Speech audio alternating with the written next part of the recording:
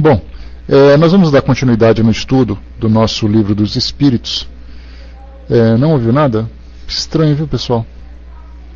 Sei lá. Bom, o livro dos Espíritos, parte terceira das leis morais, a gente está no segundo capítulo, que trata da lei de adoração. Hoje nós vamos entrar no item de número 4, que é o politeísmo, ou melhor, de número 5, que é o politeísmo, depois eu corrijo lá em cima. E aí então, dando continuidade nesse estudo da lei da adoração, que ele é bastante interessante de ser estudado, em termos de informações, né, da gente poder compreender exatamente o porquê de determinadas escolhas, o porquê da origem de cada religião, enfim, estudarmos um pouquinho sobre as crenças de um modo geral. O som está ok para todo mundo, imagino, então a gente vai iniciando então.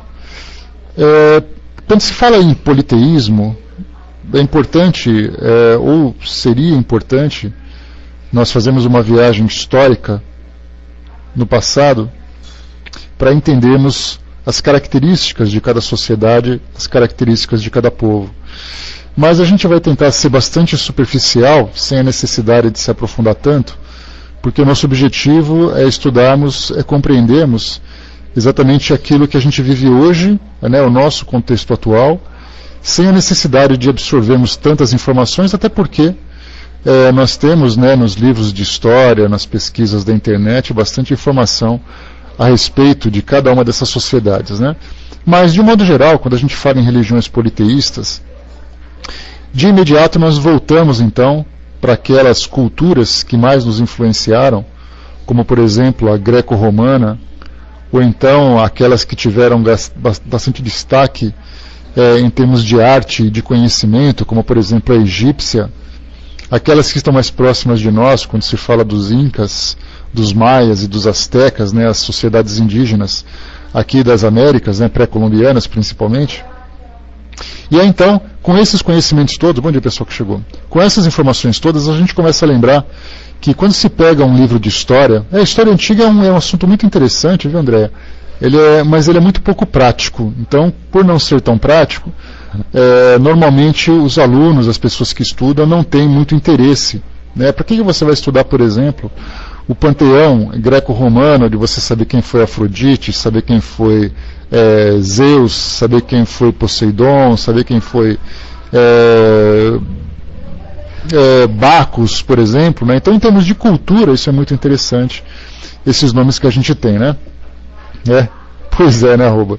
Então a gente vê que é sempre assim, a gente sempre tem esse desinteresse porque é muita informação. Então você fica decorando nomes, decorando datas, e a pergunta fica, mas para que é tudo isso? Para nós hoje isso é importante. É importante porque quando você pega um livro de história e você abre sobre um determinado capítulo, que fala, por exemplo, né, nós já falamos sobre os vários povos, ontem mesmo fizemos comentários a esse respeito, a gente pega sobre os fenícios, que foram as primeiras, formaram a primeira sociedade constituída com as cidades-estados naquela época, né, isso há mais ou menos 5.000 anos, até mesmo 5.000 anos antes de Cristo, aquela sociedade. Então nós tínhamos os sumérios, tínhamos ali os fenícios, grandes navegadores, nós tínhamos ali também os egípcios, né, que trouxeram para nós aquele conhecimento profundo sobre diversas ciências do conhecimento humano. A gente pega, por exemplo, um pouco sobre a Grécia, sobre Roma. Então nós temos ali em cada uma dessas sociedades, abrindo os livros de história, as características de cada uma, para a gente poder conhecer. Então eles falam naturalmente, primeiro, sobre a questão administrativa, como era a administração desses povos. Aí vai colocar, por exemplo, né, nós temos os celtas, os druidas, né, vários povos antigos que são importantes, né, na história da humanidade, que foram importantes. Então a gente pega sobre administração, a gente pega sobre política, a gente pega sobre ciência, sobre economia principalmente, a gente pega sobre artes, e naturalmente vem ali um capítulo especial sobre religião, porque a gente lembra que a religião ela é uma característica da cultura de cada povo. Quer dizer, busca-se a religião para poder entender exatamente quem as pessoas são, ou quem nós somos, de onde nós viemos, como tudo começou, como tudo se originou, quem foram, né, quem são as entidades responsáveis pelo desenvolvimento dessas sociedades. E aí então, de acordo com o conhecimento de cada uma, né, da forma como elas se desenvolvem, elas começam então a eleger aqueles que são os responsáveis por cada situação no decorrer das suas vidas, né, do seu cotidiano. Então eles elegem, por exemplo, falando sobre esses deuses, nós temos ali deuses que tratam da origem do homem, isso vinculado à mitologia, né? Quando se fala em mitologia, nós falamos sobre a origem de povos, e cada povo tem ali o seu mito.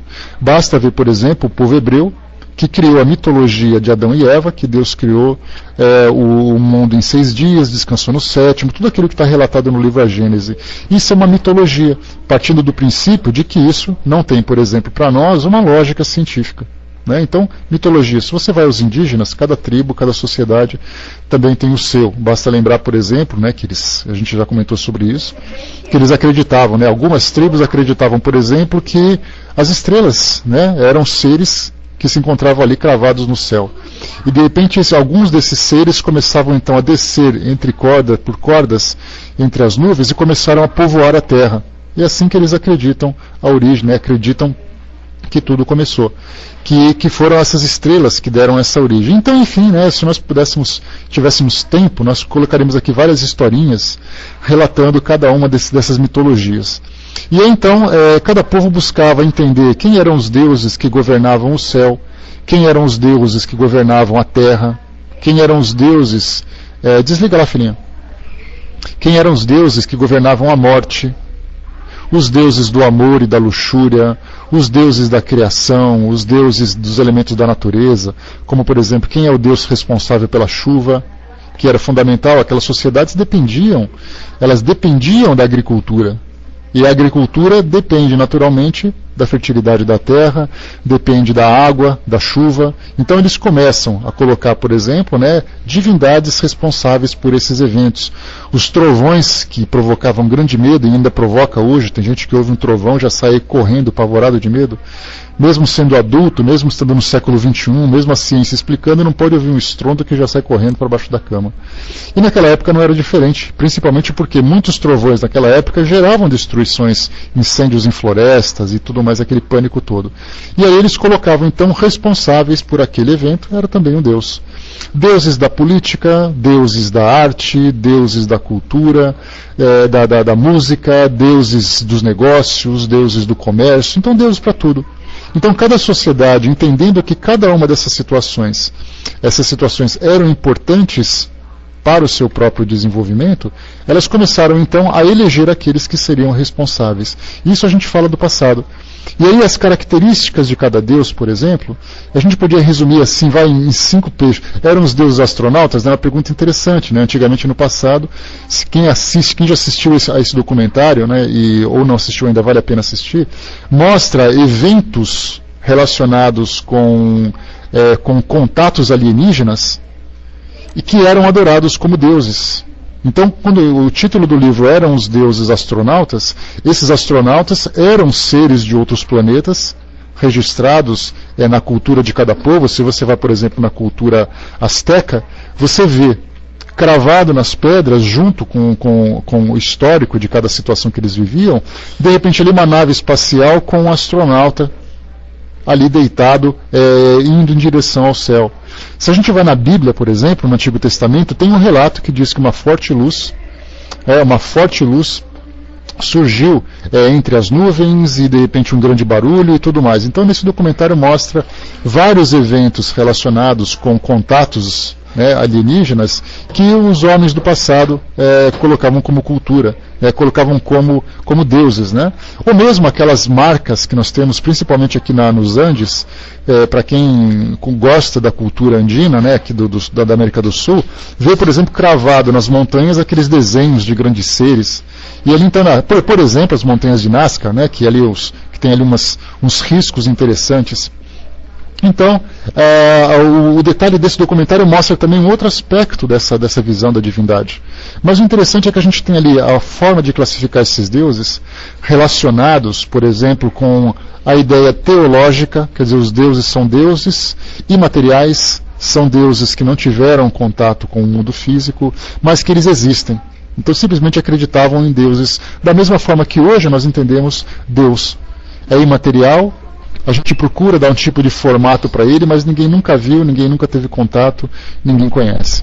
Um outro lado, os deuses que interagem conosco, por exemplo, através dos eventos físicos. Basta a gente falar, por exemplo, os deuses dos incêndios, os deuses da guerra, os deuses da sexualidade, e são deuses que tratam dessas características. Na questão psicológica, nós temos também o deus do ciúme, o deus da raiva, o deus do amor, que não são situações palpáveis, né, não são elementos físicos concretos, mas são abstratos por serem sentimentos. E há então também deuses que governam esses seres. Nós temos aqueles deuses que são mais ligados à natureza. Basta a gente ver, por exemplo, para quem gosta um pouco mais dessa questão esotérica, e até mesmo Kardec, na sua época, chegou a comentar sobre isso no livro A Gênese, sobre a formação do planeta, chamando, por exemplo, a Terra de Gaia. Vocês já devem ter ouvido falar sobre isso, né? Que a Terra é Gaia, que a Terra é viva, que a Terra tem ali tem o seu modo de pensar, e Kardec colocou que esse tipo de pensamento naquela época também já era combatido, dizendo que o planeta tinha vida própria. Até mesmo quando se fala sobre a formação do nosso mundo, dizia que a Lua, por exemplo, foi uma separação do nosso planeta.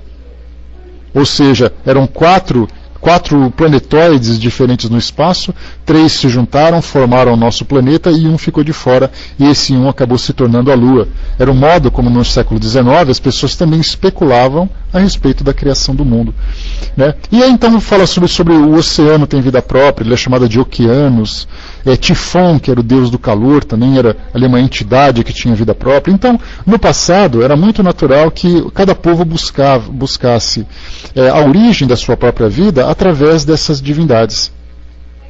E aí, então, depois evoluindo desse lado natural, começamos então a personificar os deuses, ou seja, colocar nos deuses a personalidade humana. E aí, então, nessa ideia, tanto do panteão greco-romano, né, ou seja, panteão é aquele conjunto de deuses, como também na cultura egípcia, nós temos ali o deus da morte, né, nos egípcios em especial, nós temos aqueles que é chamado de antropozoomórficos, ou seja, antropo com formatos de homens, zoo também com características animais, mórficos é o seu formato. Então nós tínhamos ali homens com cabeça de águia, homens com cabeça de chacal, né? Quando a gente vê aquelas estátuas ou assiste aqueles filmes dos egípcios, a gente vê bem essas imagens.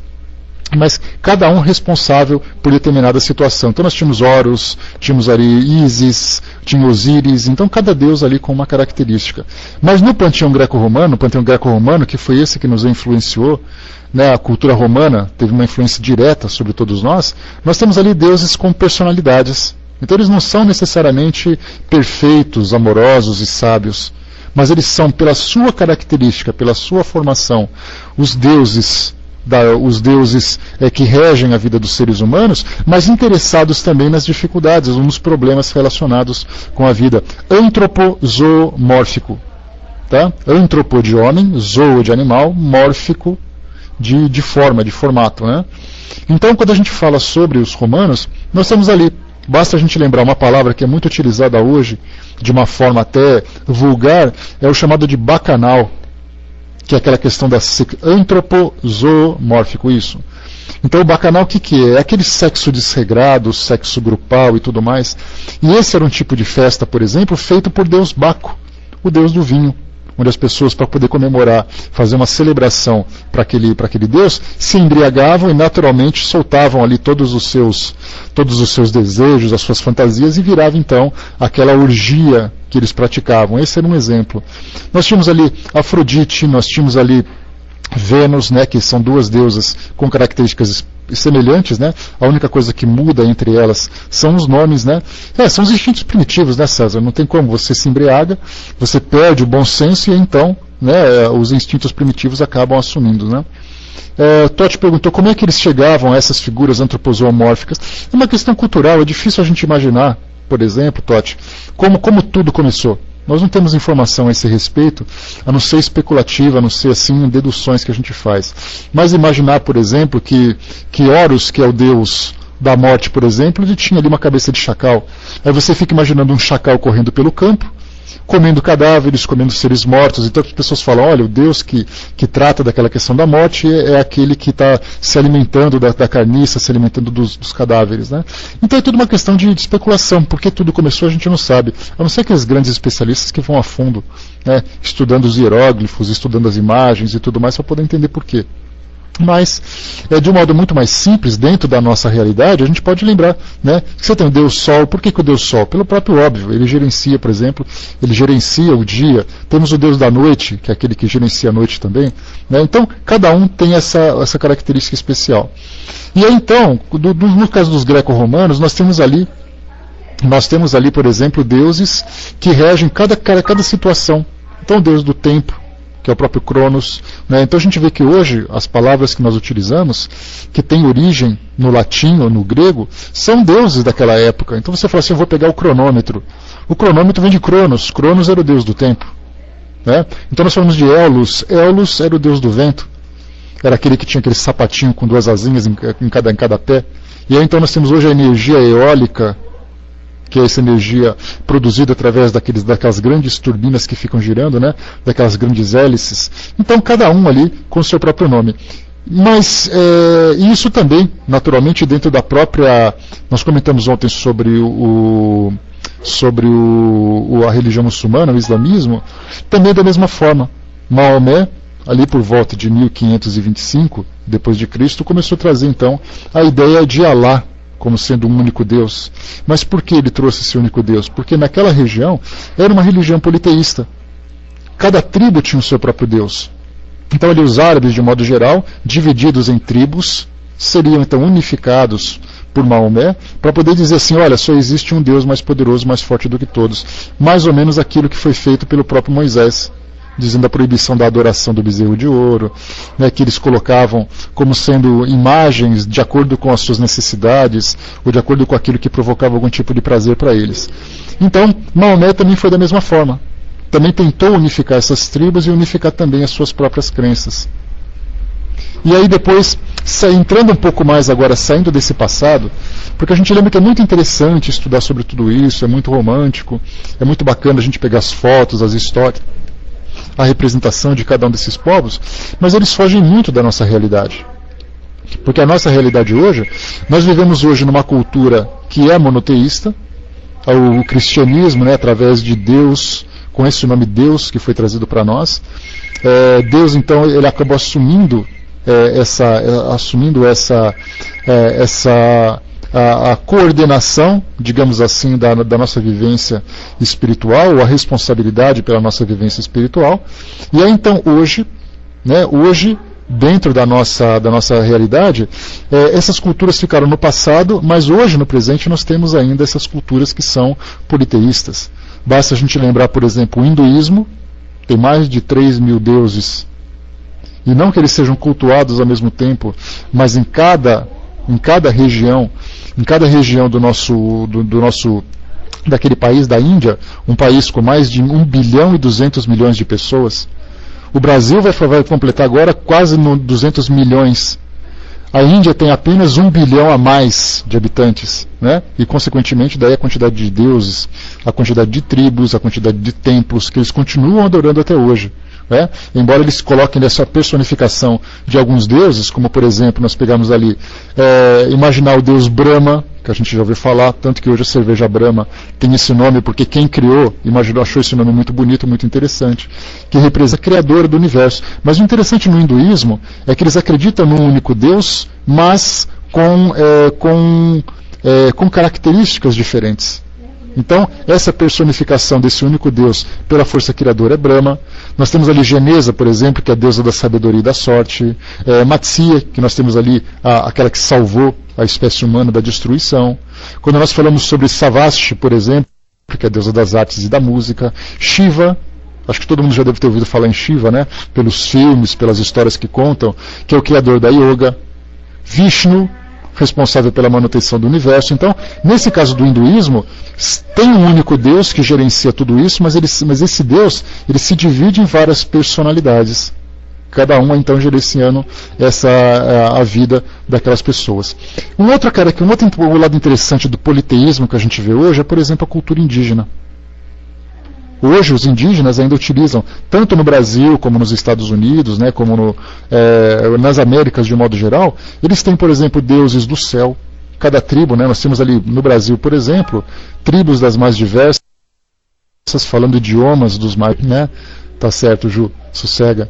Então nós temos ali, né, culturas das mais diversas, idiomas dos mais diversos, origens diversas também. Então eles têm, por exemplo, lembram da Jaci? Jaci, deusa da lua, rainha da noite, dos homens, né? Que ela foi esposa de Tupã. Nós temos ali, por exemplo, né? Podemos dizer assim, Tambatajá, que é um outro deus que nós podemos chamar deus do amor, protetor dos homens, né? Aquela do perigo e tudo mais.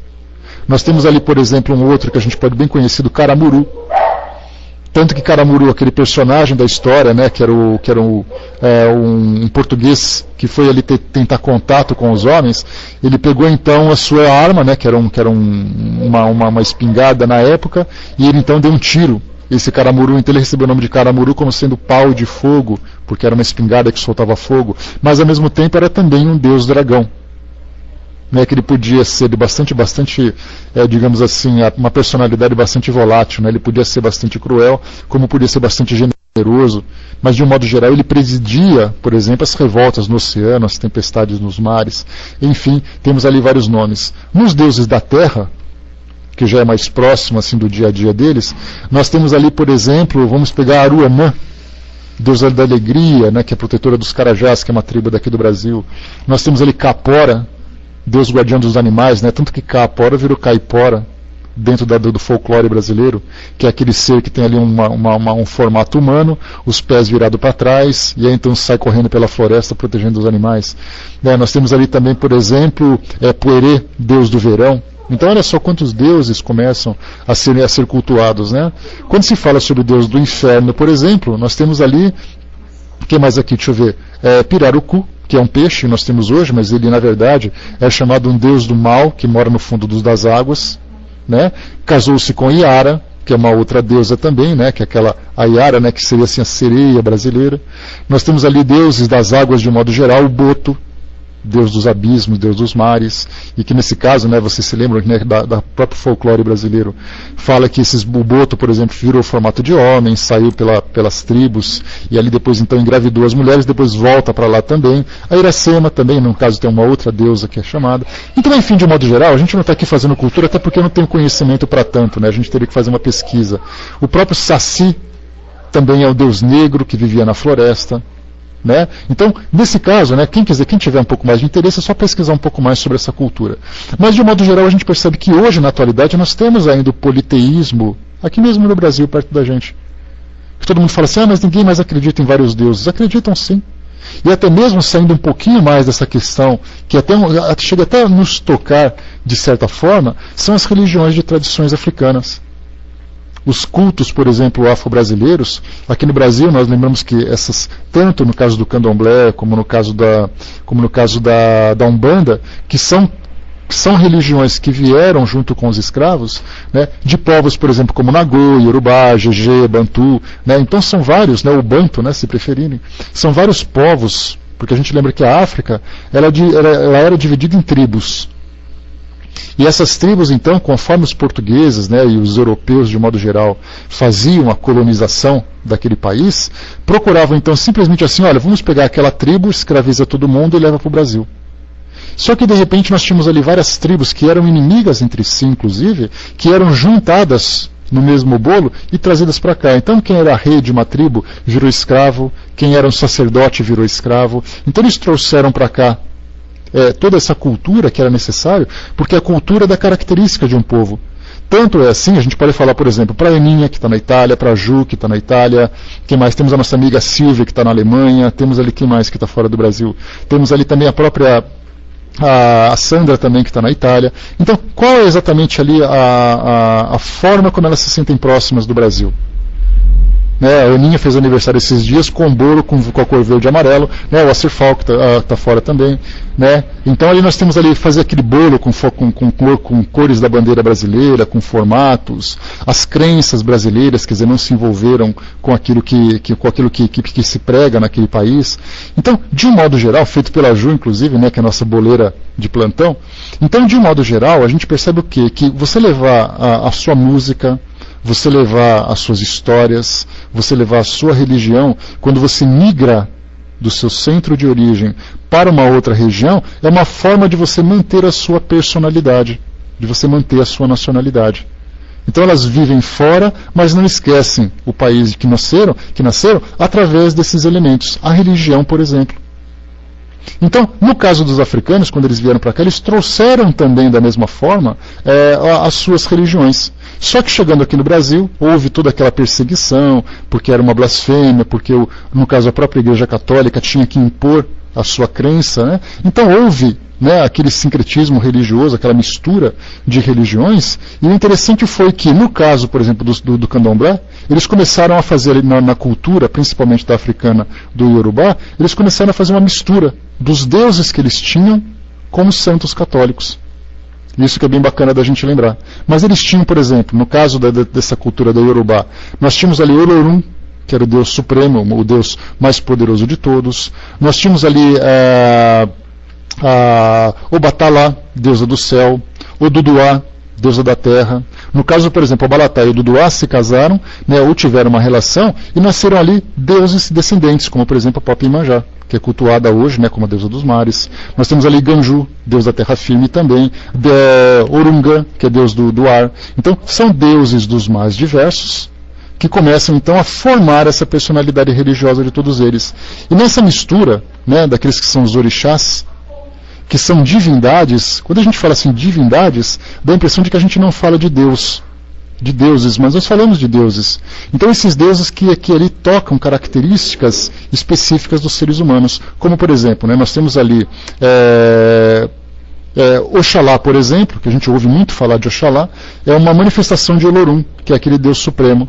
E nós temos ali dessas divindades associadas com esses santos católicos, para a gente poder ter uma ideia, né? Ogum, Deus do ferro, Deus da guerra.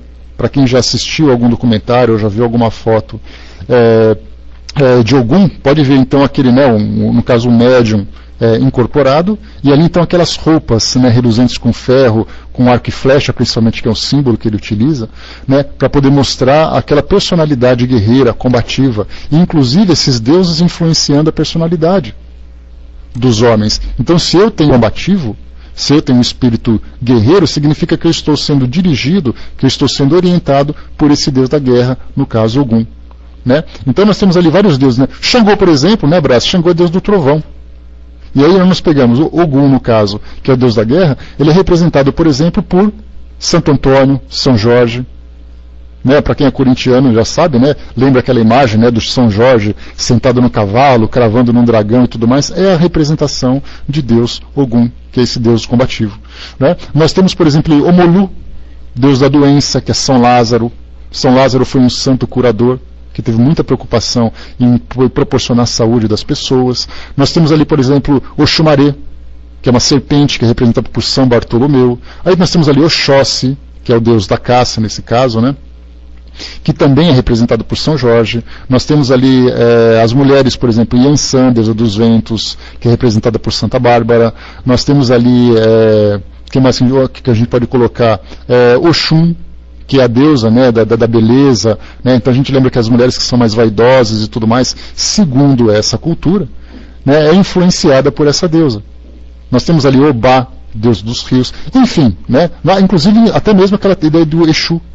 Todo mundo fala assim, mas Exu significa demônio, né? A gente ouve muito isso, né? A gente ouve muito isso nos programas de televisão, principalmente nas religiões, nos cultos evangélicos. Mostra, por exemplo, ali que o Exu é sempre a representação do demônio.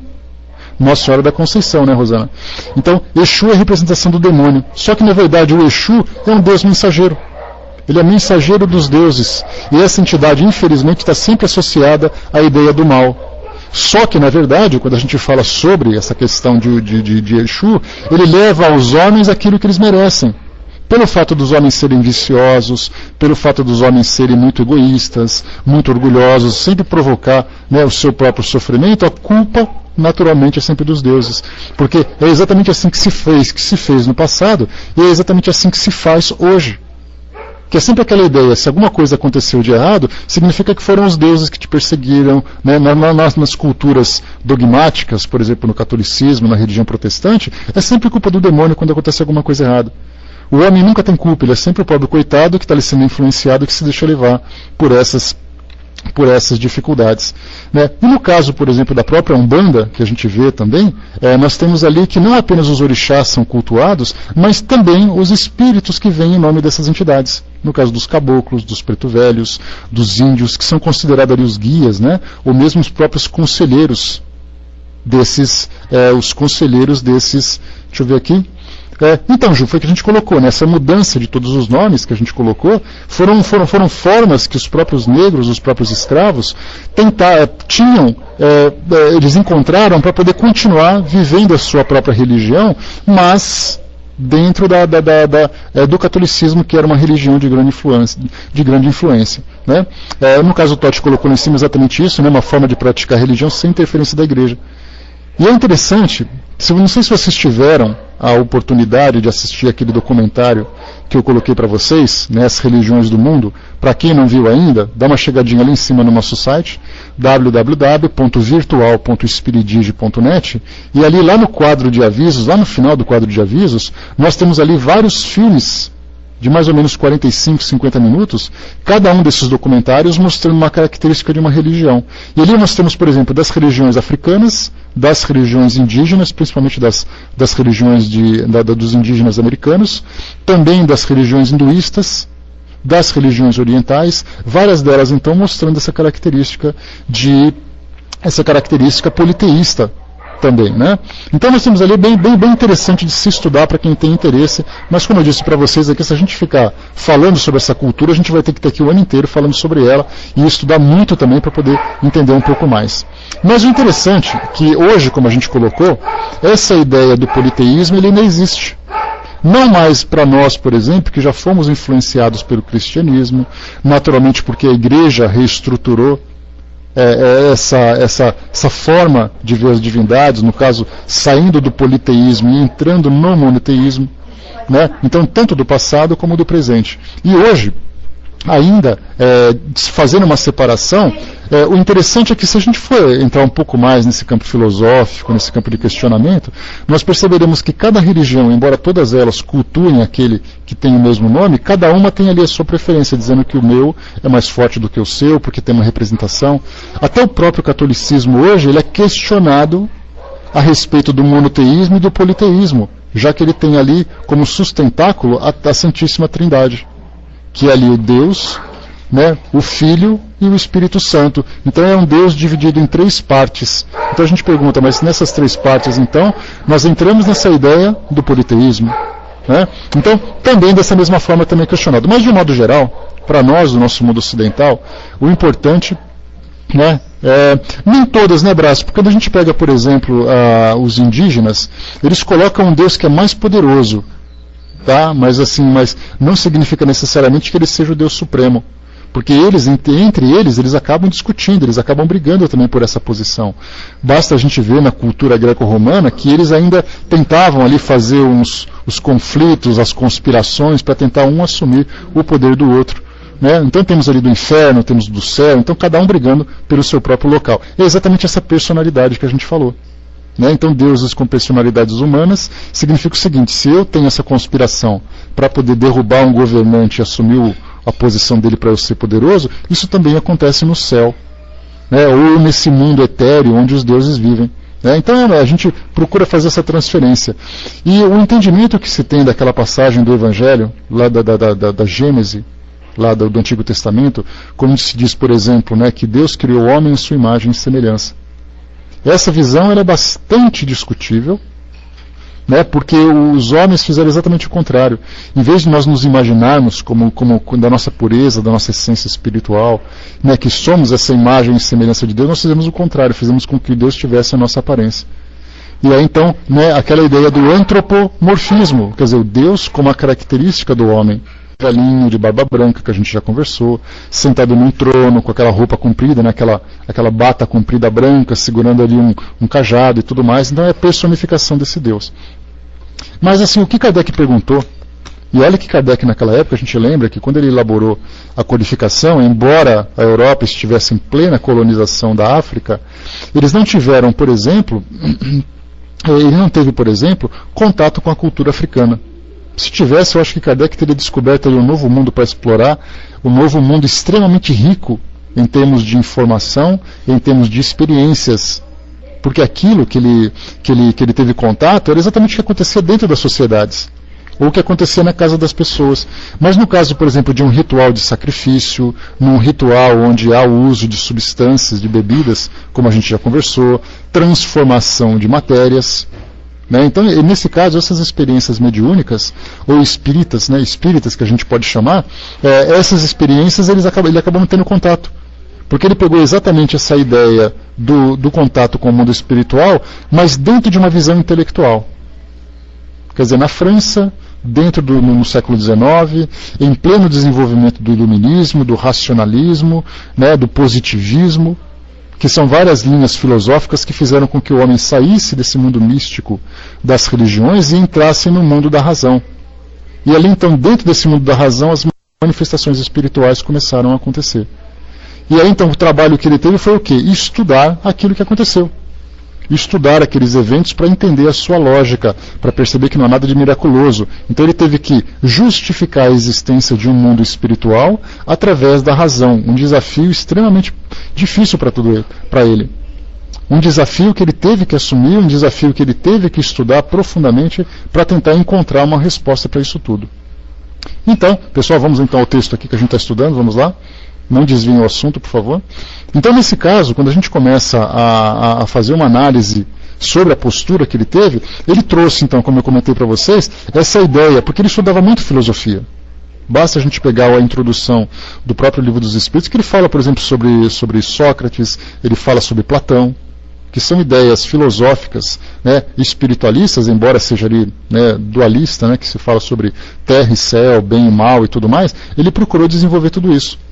Até mesmo alguns temas que são estudados no próprio Livro dos Espíritos também vêm de livros escritos por Platão ou por Sócrates, né, por outros pensadores daquela época. Então o contato que ele tinha com essa questão do politeísmo dizia respeito ao mundo greco-romano, pelo fato do estudo filosófico que ele tinha.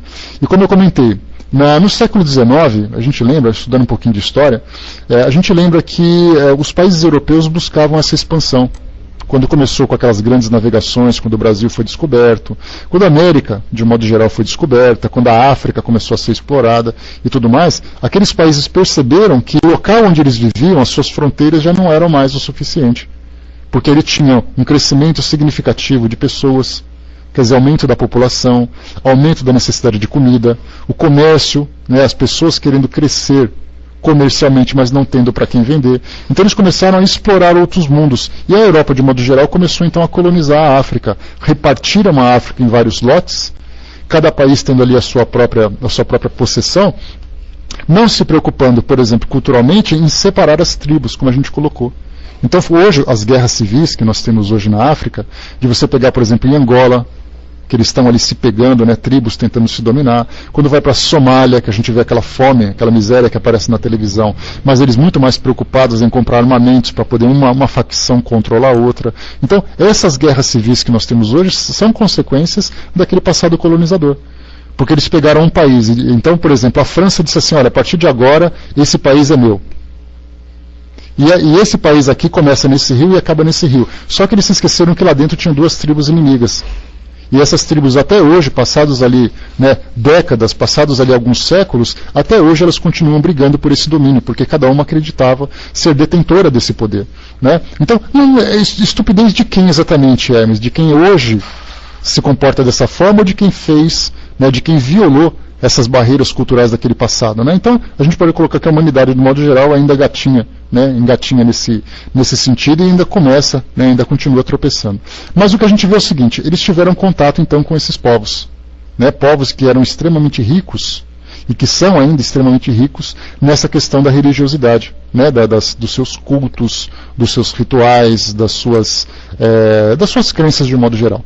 E aí, então, ele não teve contato com isso. Então, o modo como ele analisava o politeísmo, por exemplo, como a gente comentou, era relacionado com a Europa, que era ali o seu universo, que era o seu mundo, mas ele não via aquilo que acontecia aqui hoje. Se, por acaso, né, o Brasil, por exemplo, chegou a ter algum contato com ele, um centro espírita de Salvador, trocou algumas informações com Kardec através de cartas, falando sobre alguns fenômenos que eles analisavam. Só que mesmo assim, o interessante é que mesmo aqui no Brasil, quando a doutrina começou a se desenvolver, e isso no final do século XIX, né, a gente lembra que o primeiro centro espírita nasceu aqui no Brasil em 1860, lá na cidade de Salvador, depois no Rio de Janeiro, e começou então a se expandir, mesmo aqui no Brasil eles tinham essa ideia do iluminismo, do lado intelectual, não explorando esse lado cultural. Até mesmo aqueles que estudavam aqui no começo desprezaram essa cultura da África, que trazia ali mediunidade à flor da pele, né? Todos os seus rituais, todos os seus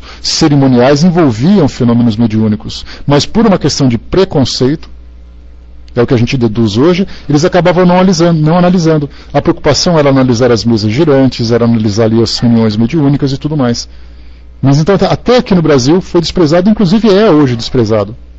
Quando a gente percebe os estudos que são feitos de mediunidade, raramente alguém se preocupa em fazer um estudo daquilo que acontece nos terreiros de candomblé, né, nos de Umbanda, enfim, nesses centros de cultos religiosos de tradições africanas. Até hoje ainda não se faz um estudo a respeito disso. Né? Então, tanto lá como aqui, a gente ainda negligencia um pouco esse ponto.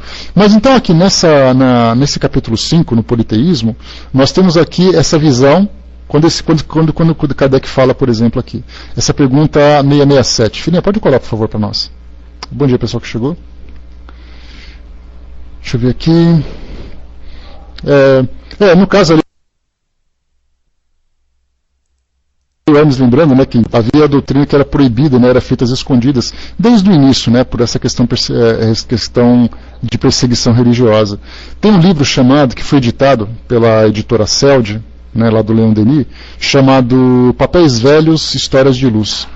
Nesse livro, o pesquisador trouxe para nós alguns registros, né, de documentos, registros nos meios de comunicação, no caso dos jornais, trazendo para nós situações em que as primeiras instituições fundadas aqui no Brasil sofriam, como por exemplo um código penal dizendo que se você fizesse um tratamento num centro espírita, se você proporcionasse esse tratamento, você seria preso por charlatanismo, por exercício ilegal da medicina. Então havia no Código Penal leis que regulamentavam a existência desses centros.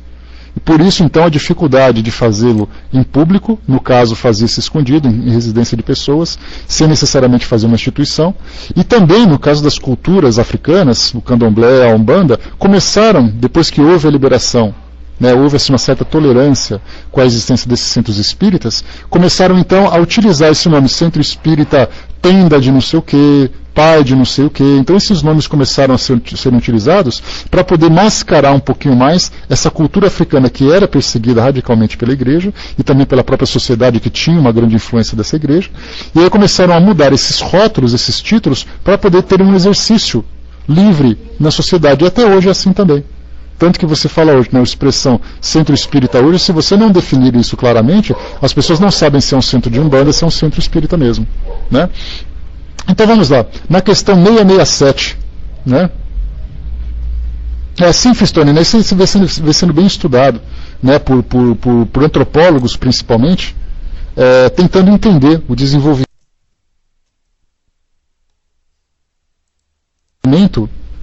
então dessas religiões africanas aqui no Brasil, fazendo uma separação entre elas, entendendo como foi a origem, como vem hoje, por que as coisas são assim hoje, né? Então nada mais é do que uma fonte ali bastante rica em termos de estudo, né? Tá ali o Código do Império, né? Em 1891, por exemplo, irmão X, a gente lembra que foi quando foi promulgada a primeira Constituição no Brasil. Em 1889 nós tivemos a Proclamação da República, em 1891 foi quando foi promulgada essa primeira Constituição. Até a promulgação desse texto, o Brasil era um país regido e influenciado pela Igreja, né? O Império aceitava a Igreja naturalmente. A partir dessa Constituição, o Brasil se tornou um país laico, ou seja, um país que não havia influência religiosa.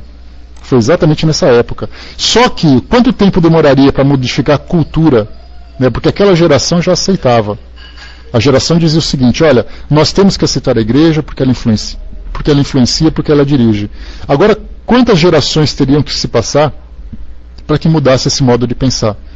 Daí essa grande dificuldade, para a gente poder perceber que hoje o Espiritismo é aceito naturalmente nos meios de comunicação e tudo mais, depois de 5, 6 gerações depois de Kardec.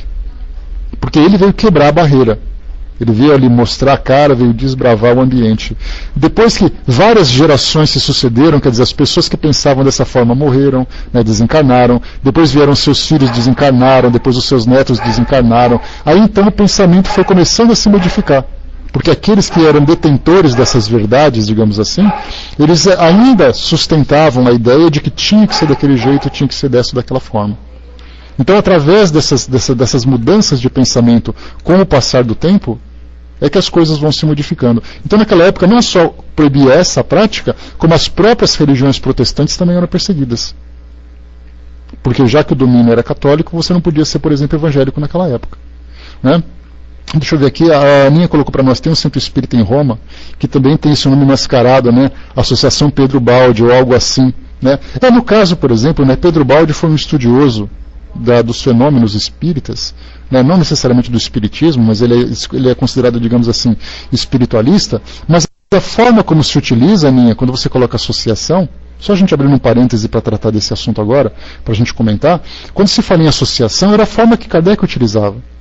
O centro espírita que acabou se tomando um tom de uma instituição religiosa. Quando você fala centro espírita, imediatamente você já pensa na mediunidade, na presença dos espíritos, na evangelização. E, na verdade, para Kardec, por exemplo, me esqueci o nome agora. Qual é o nome da instituição de Kardec, gente, que me fugiu agora a memória? A Associação Parisiense de Estudos Espíritas era uma associação simplesmente de estudos não apenas do próprio fenômeno, mas também das mensagens que eram transmitidas.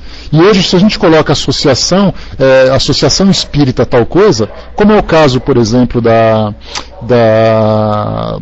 do Espiritismo Net, né, a que vocês conhecem aqui do Pautalk, que nós trabalhamos, né? Nós chamamos Associação Espírita Kaiba-Schutel, que é o nome de uma associação. Então hoje a gente mistura muito essa questão de associação, centro espírita, instituto e coisa e tal, né? Mas não é bem o nome mascarado, mas seria o nome dele. Mas a gente lembra que Pedro Baldi não é espírita, ele é espiritualista.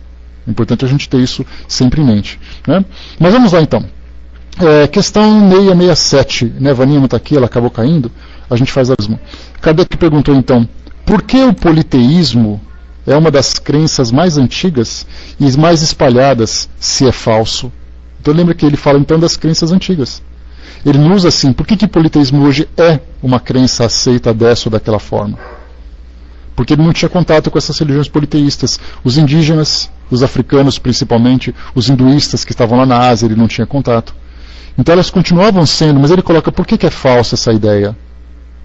Para aqueles que são politeístas vão perguntar, mas por que ele acha que é falso? Por que ele diz que é falso? Aí então, pela própria lógica, pelos seus próprios ensinamentos, ele acaba então chegando ali, tirando as suas conclusões. A Vaninha ficou travada lá fora, o pautalk dela não tá abrindo. Então, respondem os espíritos.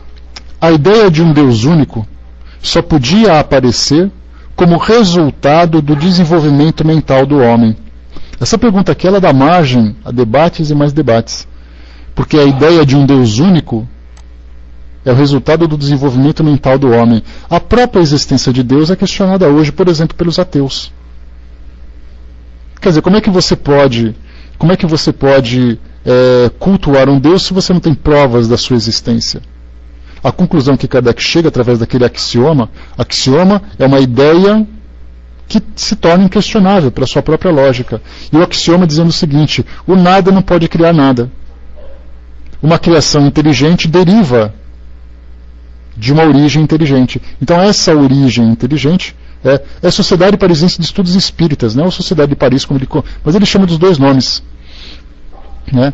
E aí, então, no caso dessa ideia de Deus, por exemplo, ele usa esse axioma, lembrando Né? Lembrando, no caso que o Firewall colocou, bom dia, né? Mas a criação do universo não revela um criador? Para nós sim. 667, Dudu. Para nós sim, mas se você pegar, por exemplo, para alguém que busca uma resposta lógica, que busca uma assinatura do Criador, não basta simplesmente você acreditar. E é essa questão de crença que traz para nós tantas dúvidas, porque nós acreditamos em Deus de uma forma diferente. Na questão, por exemplo, a questão 001 do Livro dos Espíritos, Kardec faz aquela pergunta clássica: o que é Deus? Ou o que é Deus? Ele não pergunta quem é Deus. Porque quando você pergunta quem, você já imagina que você se trata de uma pessoa. Mas Kardec perguntou: que é Deus? Quer dizer, do que se trata exatamente esse ser, ou essa origem de tudo. Então, para nós acaba se tornando um entendimento fácil, porque nós aceitamos assim. Mas outras religiões, inclusive religiões cristãs, começam a ver, por exemplo, Deus como sendo aquele pai trazido pelo próprio Jesus. Quando você fala em pai, você já imagina alguém mais velho, parecido com você. Só que quando Kardec pergunta o que é Deus, que é simplesmente uma inteligência, que é a causa primeira de todas as coisas, você não personifica, você não dá a ele um formato humano. Simplesmente fala que é uma inteligência. E para nós, né, nós aqui hoje, nos nossos tempos atuais, nós temos uma dificuldade enorme para poder definir exatamente o que é Deus. Né? Seria uma manifestação simbólica que acaba limitando a força de Deus, o Firewall. Essa é a questão. Porque se você coloca Deus parecendo com um homem, significa que ele tem os mesmos poderes de um homem. Agora, quando você coloca uma inteligência, que para a gente é difícil definir alguma coisa tão abstrata, abstrato é aquilo que você não pode pegar, você não pode ver formato, ele simplesmente existe. Então você fala, Deus é uma inteligência, que é capaz de fazer tudo, que é onipresente, está presente em todos os locais, onisciente, porque sabe de tudo o que acontece, e onipotente, porque tem todas as potências. Como é que a gente pode imaginar na nossa mente tão limitada um ser dessa proporção?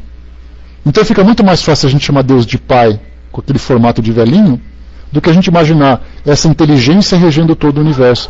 Porque enquanto nós estamos falando hoje aqui, conversando sobre esse tema, em algum lugar da galáxia, ou em algum lugar do universo, galáxias estão sendo criadas, galáxias estão se chocando, planetas estão nascendo, estrelas estão morrendo, tudo regidas por leis físicas, leis naturais, que regem esses fenômenos, leis essas criadas por um ser. E aí então a gente começa, como é que a gente vai conciliar um ser dessa dimensão, dessa proporção, com as nossas necessidades, ou com o nosso entendimento? Né? Então, o pensamento de um ser único acaba sendo resultado do desenvolvimento das ideias. A gente aceita que esse Deus existe por aquilo que acaba depois, por aquilo que acaba vendo como resultado da sua criação. Kardec faz uma passagem interessante no livro A Gênese, porque ele tem ali um capítulo especial sobre essa questão de Deus. Então ele diz assim, se você encontra, ele fala mais ou menos nessas palavras, né? Se você encontra um caco, um pedacinho de um vaso enterrado no chão, você faz uma escavação, os arqueólogos trabalham bem com isso, bom dia pessoal que chegou, bom dia Caputi. Você faz uma escavação, pega aquele pedacinho de caco, e você fica imaginando, né, quem foi o povo, ou quem foi o indivíduo que criou esse vaso. Aí você olha e fala assim, bom, isso aqui foi um indígena, isso aqui foi um africano, isso aqui foi na cultura greco-romana, porque tem ali os símbolos e tudo mais, um azulejo que foi enterrado, um instrumento de caça, etc. e tal. Se você encontra um relógio enterrado no meio do deserto, você pega e fala assim, opa, a pessoa que criou isso daqui é uma pessoa inteligente, porque ela criou aqui, né, um instrumento capaz de medir o tempo, que tem ali as suas engrenagens, que tem ali o seu formato e tudo mais. Então você já imagina um ser com uma inteligência mais avançada do que aquele que criou o vaso. E de repente você olha para o espaço e vê, através dos telescópios, a formação de galáxias. Aí você pergunta, quem foi o ser capaz de criar esse fenômeno? Então a gente imagina assim que a inteligência vai aumentando conforme você vai estudando os fenômenos. Então nós chegamos nessa lógica, entendendo a sua existência. E continua para nós aqui então. Incapaz, no caso dos homens do passado, né?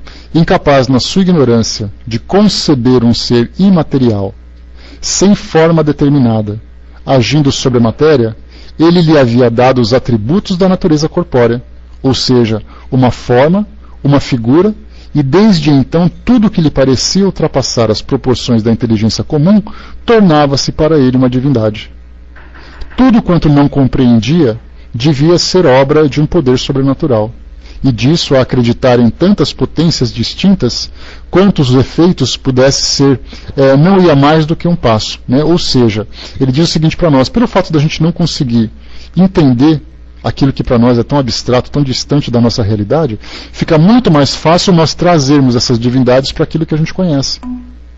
Então você imagina assim, um Deus que é poderoso, o que ele é capaz de fazer? Fazer, por exemplo, um vulcão entrar em erupção e provocar toda aquela destruição. Então a gente diz assim: os deuses estão irritados. O que a gente vai fazer para agradar os deuses então? Sacrifícios com moças virgens.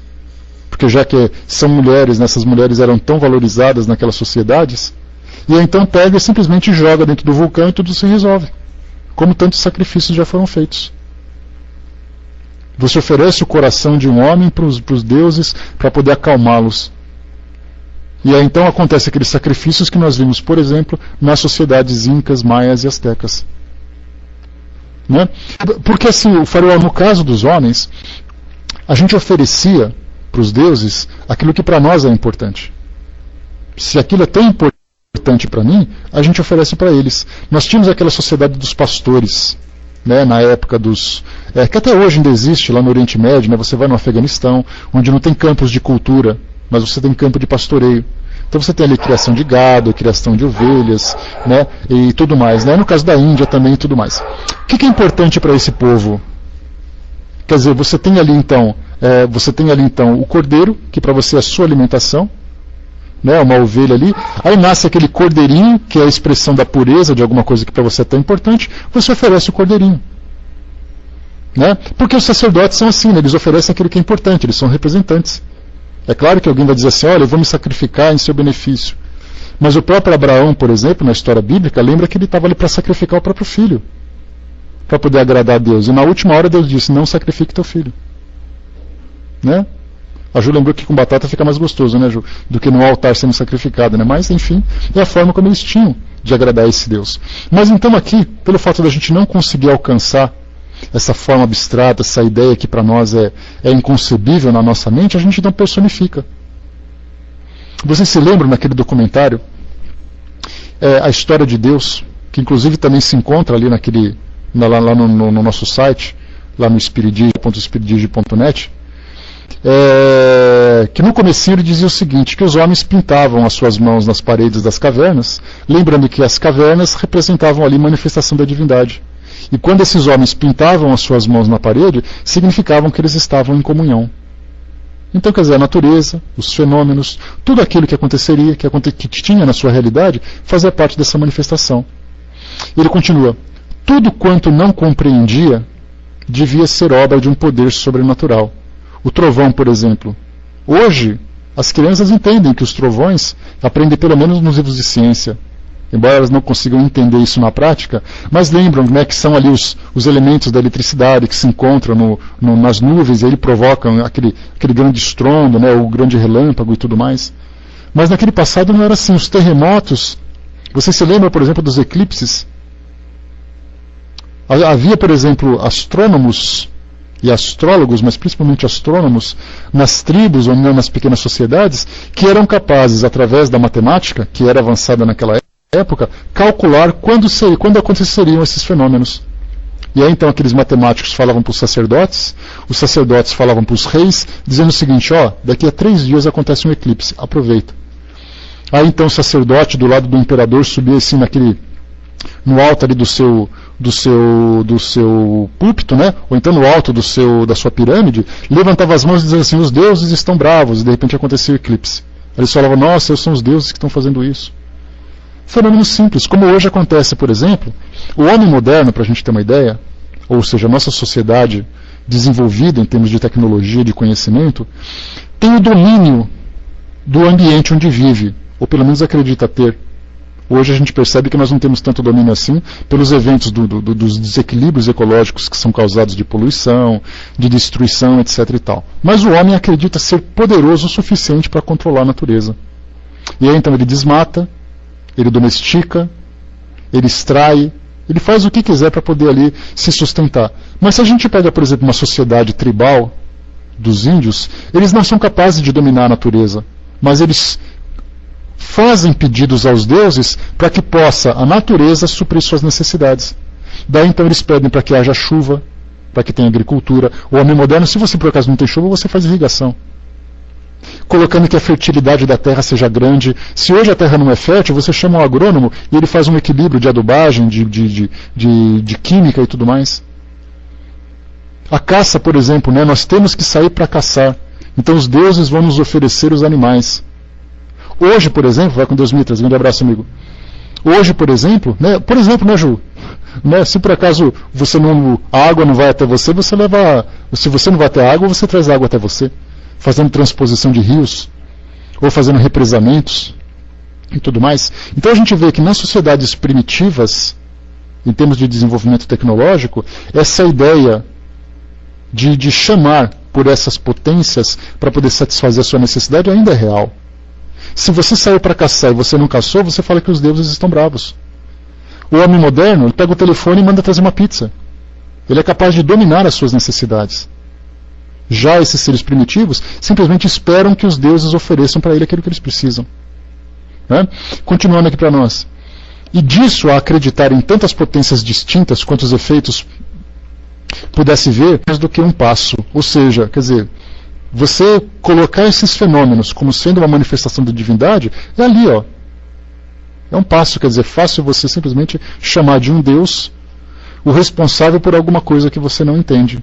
O vento, a chuva, a seca, a água. Mas a gente lembra, uma realidade, são as danças da chuva. Vai com Deus, Ju. As danças da chuva que a gente vê hoje. Chama um pajé, ele faz lá a sua chuva, a sua dança, o seu ritual, e de repente começa a chover. Olha só, evocando deuses que dominam, que controlam a natureza, para poder trazer aquilo que eles precisam. Os pajés são responsáveis por isso. Né? Beleza, Ju. Mas em todos os tempos, houve homens esclarecidos que compreenderam a impossibilidade dessa multidão de poderes para governar o mundo, sem uma direção superior, e se elevaram ao pensamento de um único Deus. Aqui então já começam aqueles que são mais esclarecidos, que entendem que, embora não compreendam o fenômeno, entendem que há leis que os regem. E aí entendem também que tudo aquilo que acontece é regido, ou seja, desde a criação do mundo, da criação dos homens, do seu desenvolvimento, tudo isso acontece por uma força superior. E aí então saiu daquele conceito do politeísmo místico e entrou então já no monoteísmo mais racional, mais lógico, ainda com certa limitação. Na questão 668, vamos em frente para a gente poder aqui terminar, que já falta pouco tempo. Pode colar, filhinha, por favor. 668. Os fenômenos espíritas, quando se fala em fenômenos espíritas, leia-se fenômeno mediúnico, né? Sendo produzidos desde todos os tempos e conhecido desde as primeiras eras do mundo, não podem ter contribuído para a crença da pluralidade dos deuses. Aqui é uma resposta dos espíritos que vai ao encontro daquilo que a gente já entende, né? Eles dizem o seguinte para nós: sem dúvida, porque para os homens que chamavam Deus a tudo que era sobre-humano, os espíritos pareciam deuses. Interessante que quando se fala sobre a influência do mundo espiritual, porque médiuns existem desde que os tempos começaram, né? Era uma forma de o mundo espiritual interagir com o mundo material. E a gente lembra também que os espíritos que influenciavam essas sociedades ou essas pessoas eram espíritos com personalidades de humanos. Né? Lembrando que quando você desencarna, você simplesmente é um homem desencarnado, com as mesmas personalidades, desejos, conhecimento, etc. e tal. E ali então nós tínhamos pessoas, ou seja, espíritos que desencarnavam, que traziam ali as suas ambições e percebiam que poderiam influenciar determinados grupos. E aí então os instigavam aos sacrifícios, principalmente espíritos que ainda estavam materializados e sentiam naquela energia vital que emanava dos animais, ali uma forma dele se sustentar, dele se equilibrar, ou ter um contato mais próximo com o mundo físico, instigavam, por exemplo, ao sacrifício, instigavam à guerra, instigavam à sensualidade, ao mesmo tempo que nós tínhamos ali aqueles que instigavam à inteligência, ao equilíbrio, ao bom governo. Então é simplesmente, como diz na questão 457 do livro dos Espíritos, 459 do livro dos Espíritos, eles nos influenciam muito mais do que nós imaginamos. de sorte que são eles que nos dirigem, e isso nos tempos antigos também, para o bem ou para o mal. E nesse caso, se por acaso eu sou um médium, aí eu tive um sonho, lembrando que os fenômenos mediúnicos, dependendo do tipo de habilidade que o médium tem, ele poderia ver, poderia ouvir, ele poderia perceber a presença ou participar do fenômeno. Então, se por acaso ele visse alguém, ele pegaria, inclusive, a forma que ele viu e transformaria, por exemplo, num totem, naquela imagem, né? Naquele objeto, né? Que é como se fosse um poste bem decorado, né? Ou um bastão bem decorado com a imagem daqueles deuses. As roupas que eles vestiam, a forma como eles se caracterizavam. E aí, então, eles materializavam nessas imagens a aparência dos deuses. Ou eles ali criavam também essas mesmas ideias. Então, no caso desses fenômenos que a gente lembra, eles começavam então a dar nomes a esses espíritos como se fossem deuses, como até hoje acontece. Dá a impressão de que não, né? Mas esse endeusamento dos espíritos acontece até hoje. Basta você chegar, por exemplo, olha, alguém vem perguntar para mim, André, eu estou com um problema. Aí eu falo, olha, faz o seguinte, tenta resolver dessa forma, tenta buscar ajuda nesse local, a gente faz aquele AFzinho de leve, né? Aí vocês vão falar, muito obrigado e tal, mas eu preciso ir ao centro. Aí chega lá, através da mediunidade, vem o espírito e fala a mesma coisa. Não, agora eu vou fazer porque o espírito falou. Quer dizer, esse endeusamento ainda existe. Tanto é assim que a gente vê, no espiritismo, embora isso aconteça, a gente procura sempre esclarecer para evitar esse tipo de situação. Mas a gente vê muito isso hoje, por exemplo, na Umbanda e no Candomblé. As pessoas vão desesperadas para conversar com os espíritos porque precisam de um conselho. E aquilo que o espírito fala, por mais ridículo que seja, dependendo da situação, porque nós temos ali reuniões particulares, né? Eu faço a minha pequena reunião mediúnica dentro de casa, aí o espírito fala assim, minha filha, faz o seguinte, sacrifica isso, paga tanto, vai em tal lugar que tudo vai resolver. E a pessoa vai cegamente e faz pelo seu desespero e pela forma como ela foi manipulada. Então esse endeusamento, se existe até hoje, no século XXI, os medos que as pessoas têm, por exemplo, de um obsessor que se manifesta, as pessoas chamam de demônio, ficam apavoradas, não dormem, coisa e tal. Imagina naquele passado, quando não se tinha esclarecimento. Então viam esses espíritos como sendo deuses. Continua. E também por isso, quando um homem se distinguia entre os demais pelas suas ações, pelo seu gênio, ou por um poder oculto que o vulgo não podia compreender, faziam dele um deus e lhe rendiam culto após a morte. No caso, por exemplo, dos sacerdotes, dos imperadores. A gente lembra que na história passada, os faraós, por exemplo, eram semideuses. Os césares também eram considerados semideuses, porque eles tinham um conhecimento a mais, uma força que eles não compreendiam, então eles adoravam esses seres como sendo deuses. Comentário de Kardec, para a gente poder encerrar aqui. O assunto é sempre muito longo, mas infelizmente não dá para a gente se estender demais. Comentário de Kardec, ele diz o seguinte... Pode colar a fininha, por favor. A palavra Deus, a gente lembra a diferença de Deus com letra minúscula e Deus com letra maiúscula. Né? Para nós, Deus com letra maiúscula significa exatamente essa força superior, né, da nossa religião monoteísta, da nossa crença monoteísta. E deuses, de um modo geral, eram seres com poderes sobre-humanos. Né? Mas é uma questão de uso. Nós entendemos Deus assim. Se você perguntar para alguém que é, por exemplo, politeísta, e você fala dos seus deuses, ele vai escrever com letra maiúscula do mesmo jeito, pelo respeito que ele tem. Né? Então, a palavra Deus, com letra minúscula, tinha entre os antigos uma acepção muito extensa. Não era, como em nossos dias, uma designação do Senhor da natureza, mas uma qualificação genérica de todos os seres não pertencentes às condições humanas. Ou seja, sendo um espírito, tendo conhecimento e tendo uma força maior, já era considerado de certa forma um Deus. Ora, tendo as manifestações espíritas, mais uma vez leia-se manifestações mediúnicas, lhe revelado a existência de seres incorpóreos que agem como forças da natureza, eles os chamavam deuses, como nós os chamamos espíritos. Quais seriam então essas manifestações espíritas? Basta a gente pegar, por exemplo, o Antigo Testamento. Ele está ali repleto de manifestações mediúnicas, né? Línguas de fogos no céu, sonhos de seres que aparecem, seres que falam através de pessoas especiais, como pitonisas, profetas, adivinhos, etc. e tal. Né? Então eles se manifestam através da psicofonia, da psicografia, dos próprios efeitos físicos que causam grande impressão, e até hoje é assim. Imagina naquela época.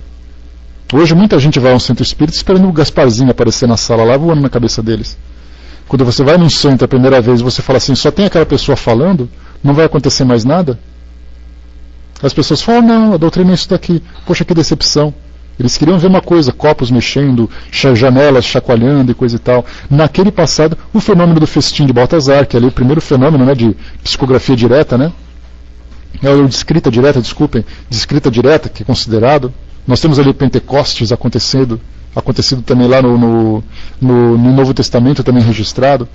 Pessoas falando em várias línguas diferentes, fenômenos acontecendo no céu. Se hoje já nos impressiona tudo isso que acontece, imagina naquela época quando não se tinha conhecimento. E continua. Uma simples questão de palavras, com a diferença de que, em sua ignorância, entretida deliberadamente pelos que tinham interesse em mantê-la, elevaram templos e altares lucrativos a esses seres, enquanto para nós eles não passam de criaturas nossas semelhantes, mais ou menos perfeitas, despojadas de seu envoltório terreno. E aí lembra então que se eu sou alguém que tem um poder mediúnico, eu sou idolatrado por isso, porque eu vejo coisas que ninguém vê. Aí então sou tratado como sacerdote, como alguém especial e tudo mais. E é então por isso que a gente lembra sempre que na história de todas as sociedades antigas, os sacerdotes sempre estiveram ali numa categoria diferente dos demais, sempre próximos dos governantes. Então era o governante do lado um sacerdote, que fazia ali os rituais que ele precisava, os sacrifícios, as profecias e tudo mais. Depois nós tínhamos a baixa nobreza, né? Depois nós tínhamos ali também os serviçais, depois tínhamos os escravos, né? Então, tudo ali, sempre naquela situação. Continua para nós aqui. E aquele Kardec lembra, né, que para nós que temos esse entendimento, eles nada mais são do que seres assim.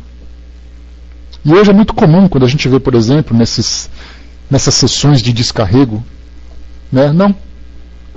Né? Nessas sessões de descarrego.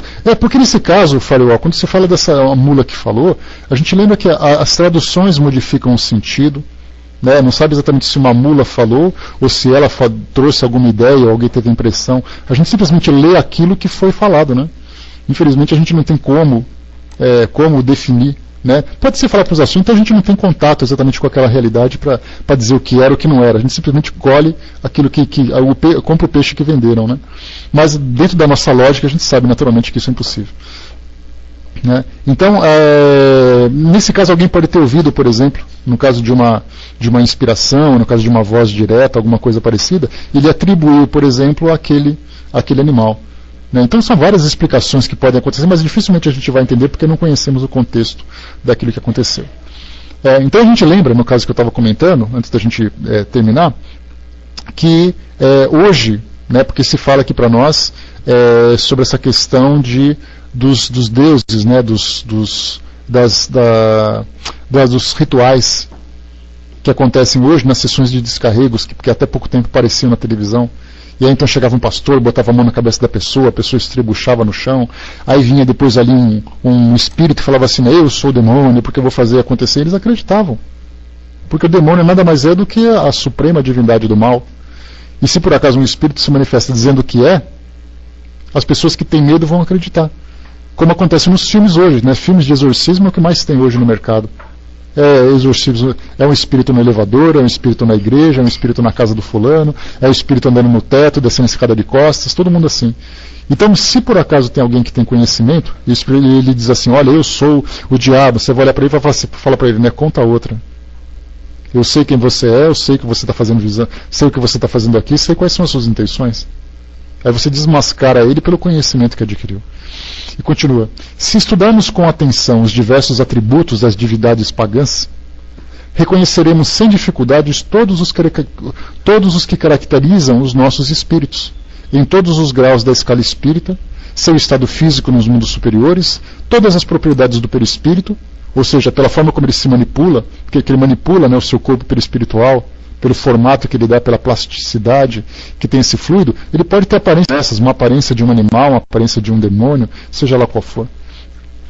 Mas a gente conhece isso, aquele formato dele, sabemos que aquele formato nada mais é do que o resultado do seu psiquismo, pela força do seu pensamento de moldar aquele fluido. Então a gente sabe que aquela aparência que ele tem não é a sua real aparência, né?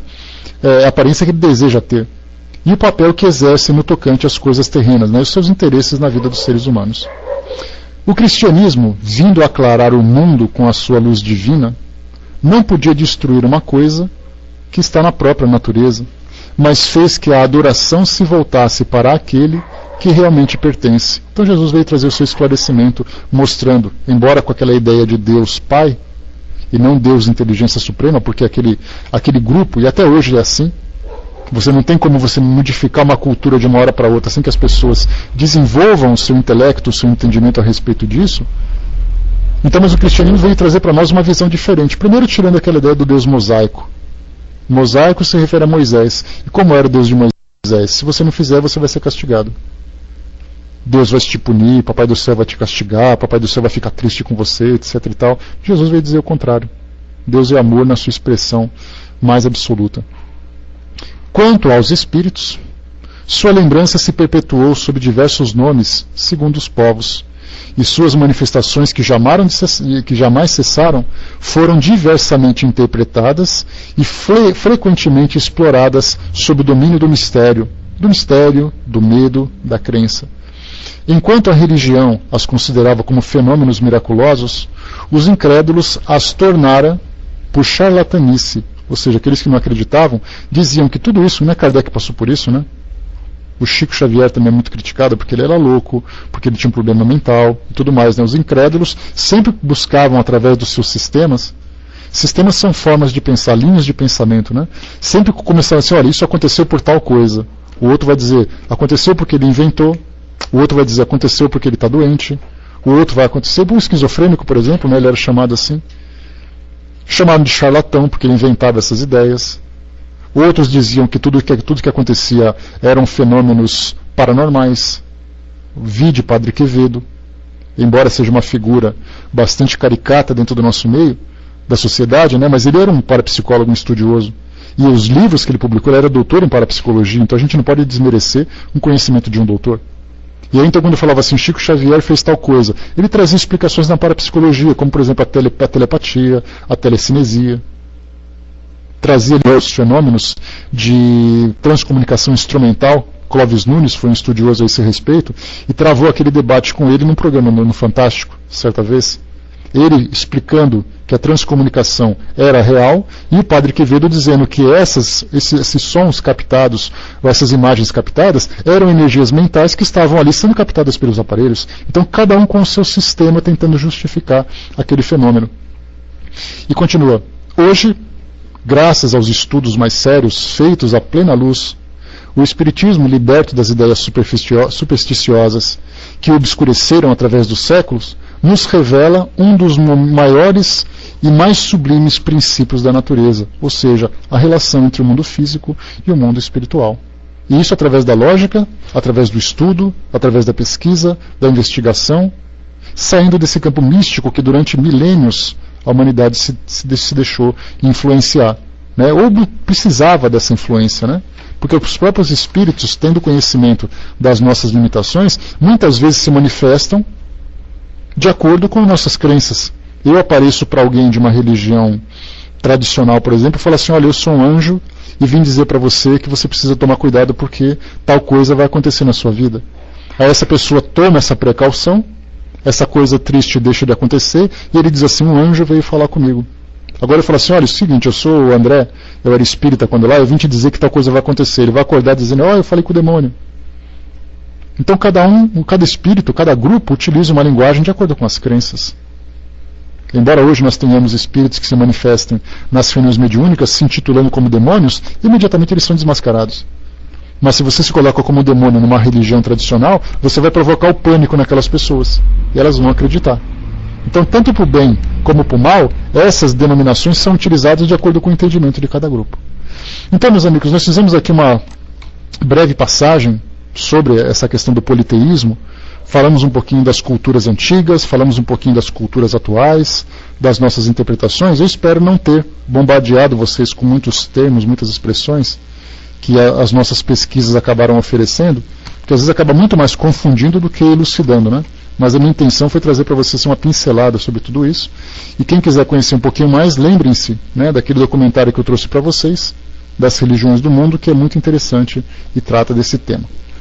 Podemos encerrar? Beleza? Se não for confuso, está ótimo. Eu tentei não ser confuso, mas às vezes eu me empolgo, você sabe como é que é, né? O Simba colocou na sua discórdia de quando chamou Deus de Criador. Para Kardec, Deus é a causa suprema. Pois é, mas a gente diz assim, né, Simba? Cada um chama de Criador.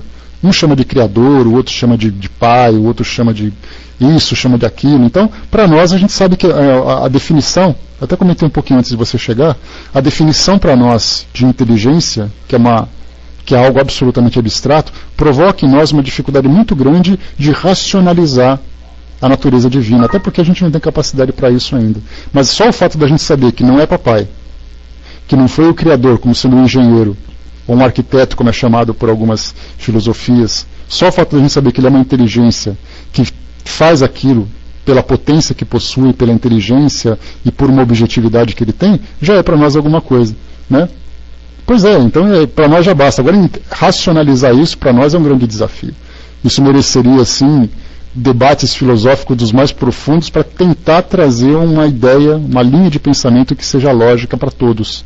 Né? Porque uns entendem de uma forma, outros entendem de outra, mas a gente unificar esse modo de pensar, só o fato da gente conseguir desmistificar já é um passo significativo. Então, primeiro a gente quebra aquilo que o passado trouxe de equivocado. Depois a gente começa a construir uma nova ideia. E quebrar esse passado já é algo absolutamente difícil de fazer. Né? Bom, vamos lá. Filhinha, quem vai fazer o encerramento para nós? Está esperando que todo esse nosso bate-papo tenha sido produtivo, tenha sido válido, né? Para nos elucidar um pouquinho a respeito desse assunto, a respeito desse tema, não querendo confundir. Né? Deixa eu ver. Bom, a Vaninha caiu. Um voluntário, pessoal, para fazer o encerramento para nós?